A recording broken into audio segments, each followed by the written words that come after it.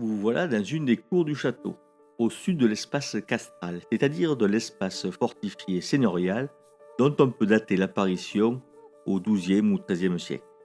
Le rempart incurvé percé d'une porte que vous pouvez voir en face de la maison, dite maison de Diane de Poitiers, que vous reconnaîtrez facilement aux quatre fenêtres à meneaux qui ornent la façade septentrionale, en fixe la limite.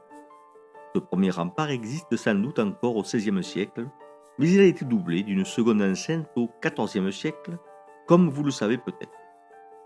Néanmoins, il délimite toujours l'espace castral où se trouve un château dont on reparlera dans un autre dispositif muséographique. Il est à noter l'existence d'une galerie appuyée contre le rempart et qui reliait l'espace castral à la maison de Diane de Poitiers. Cette bâtisse ne présentait à cette époque, disons au XVIe siècle, aucune porte pour y accéder. Depuis le château, seule la galerie servait d'accès. D'ailleurs, il faut considérer la maison de Diane de Poitiers comme une extension de ce château, maison qui s'ouvrait sur sa face sud sur un jardinet et sur le parc situé à l'est, les Garennes, comme on les appelle dans les archives. Sans doute en mauvais état dans cette première moitié du XVIe siècle qui voit la construction de la maison de Diane de Poitiers, le château dont on ne sait quasiment rien pour cette époque, sinon qu'il fut incendié par Jacques de Crussol en 1563, n'était plus adapté à l'usage résidentiel qui se déploie alors. Dès qu'il en est fini des châteaux forts, des tours de défense et des remparts seigneuriaux. Les guerres de religion retarderont ou ralentiront l'avènement du château de villégiature en France, nouvelle résidence dont la maison de Diane de Poitiers est une belle préfiguration.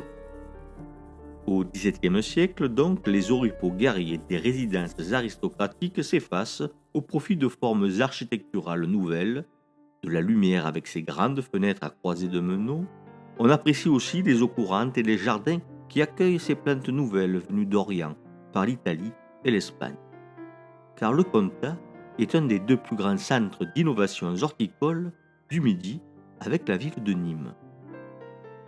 C'est donc la recherche du confort et de la douceur de vivre qui accompagne désormais la montée en puissance de l'absolutisme royal, seul désormais en charge de la paix dans le royaume. La maison de Diane nous dit tout ça. Au-dessus de la galerie, fichée dans la face occidentale du rempart, on peut encore voir les marches d'un escalier encastré dans le mur qui permettait d'accéder au chemin de ronde sur le rempart. Bien sûr, toutes ces restitutions sont à prendre avec recul, même si l'existence d'un tel escalier a été mise en évidence par les fouilles réalisées par le service d'archéologie départemental et dirigé par Jean-Pierre Mignon. Ici se trouve un grand portail en bois qui était l'entrée dans cette cour au XVIIIe siècle.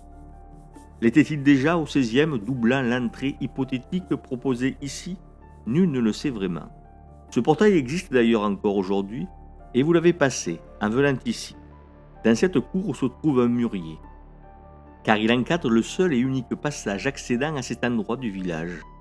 Ainsi, le réduit défensif médiéval a préservé, au fil des siècles, son caractère obsidional, je veux dire ce sentiment d'être perpétuellement assailli